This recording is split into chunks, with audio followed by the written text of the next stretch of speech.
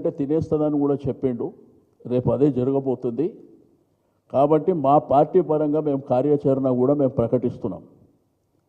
8వ తారీఖు నాడు కరీంనగర్లో భారీ ఎత్తున ఈ 42% రిజర్వేషన్ ఇచ్చిన తర్వాతనే ఎన్నికలు పోవాలనేటువంటి ప్రధానమైనటువంటి డిమాండ్తోని మేము కరీంనగర్లో స్టార్ట్ చేయబోతున్నాం. ఆ తర్వాత అన్ని జిల్లాలకు విస్తరిస్తాం. తప్పకుండా ఈ కాంగ్రెస్ ప్రభుత్వాన్ని ప్రజల దగ్గర దోషిగా నిలబెడతాం.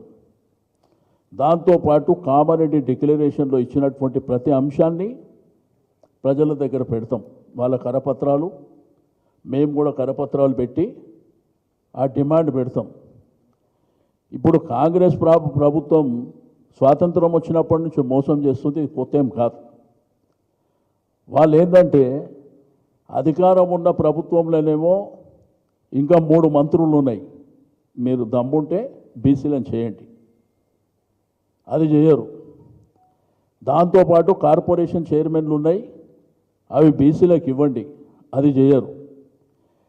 అన్నీ ఏవైతే కన్స్ట్రక్షన్ ఫీల్డ్లో ఉన్నటువంటి ప్రతి ఇరిగేషన్ కాంట్రాక్టులు కావచ్చు అన్నీ 42% ఇస్తామని కామారెడ్డి డిక్లరేషన్లో చెప్పారు. 2 ఏళ్ళు దగ్గర 20 మాసాలు అవుతుంది, ఇప్పటి వరకు ఒకటి కూడా చేసినటువంటి దాఖలాలు లేవు. రెండోది, అధికారంలో ఎవరైతే ఐఏఎస్ కానీ ఐపీఎస్ కానీ లేకపోతే ఇంజనీరింగ్ కానీ లేకపోతే డిపార్ట్మెంట్లో పనిచేసేటువంటి బీసీలని అందరినీ లూప్ లైన్లో వేసి ఫార్వర్డ్ కమ్యూనిటీకి సంబంధించిన వాళ్ళనే మెయిన్ స్ట్రీమ్లో పెట్టిర్రు. మీరు అది కూడా వెరిఫై చేసుకోవచ్చు. అంటే మీ చేతిలో ఉన్నాయేమో చెయ్యరు, ఢిల్లీలో పోయి పెద్ద డ్రామా చేస్తారు. ఢిల్లీలో పోయి డ్రామా చేయగానే తానా తందానా అని ఆడ డోలు ఒకళ్ళ మీద డోలు ఒకళ్ళు కొట్టుకునేటువంటి ప్రయత్నం జరుగుతుంది. నేను ఈ సందర్భంగా తెలియజేసేది ఒకటే, మేము కూడా ఢిల్లీలో రాష్ట్రపతి గారిని కలవబోతున్నాం. మా పార్టీ డెలిగేషన్ రాష్ట్రపతి గారిని కలిసి బీజేపీ ప్రభుత్వం కూడా చేస్తున్నటువంటి మోసాన్ని మరి వెంటనే వాళ్ళు కూడా ఈ 42% రిజర్వేషన్ మీద ముందుకు రావాల్సినటువంటి అవసరం ఉన్నది అని చెప్పి నేను ఈ సందర్భంగా తెలియజేస్తూ ఉన్నాను. 2 పార్టీలు ఆడుతున్నటువంటి నాటకం, డ్రామాలు అల్టిమేట్గా ఈరోజు తెలంగాణలో ఉన్నటువంటి బహుజనులని మోసం చేసేటువంటి అంశం. కాబట్టి ఈ సందర్భంగా మా పార్టీ పరంగా ఇచ్చేటువంటి పిలుపు, రేపు జంతర్ మంతర్ దగ్గరనో లేకపోతే ఢిల్లీలో జరిగిన ధర్నా తర్వాత ఆ వారంలోనో మళ్ళీ క్యాబినెట్ పెడతారు. క్యాబినెట్ పెట్టి ఆ రోజు డిక్లేర్ చేస్తారు, నోటిఫికేషన్లు ఇస్తుర్రు.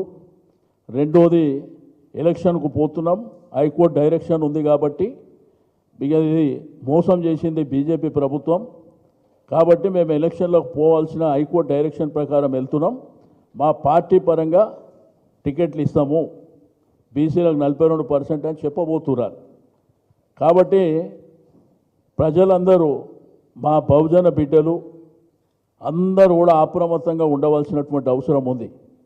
ఒకవేళ 42% రిజర్వేషన్ చేయకుండా ఎలక్షన్లోకి పోతే కాంగ్రెస్ పార్టీని బొందబెట్టడానికి అందరూ సిద్ధంగా ఉండవలసినటువంటి అవసరం ఉన్నదని చెప్పి నేను ఈ సందర్భంగా తెలియజేస్తూ ఉన్నాను.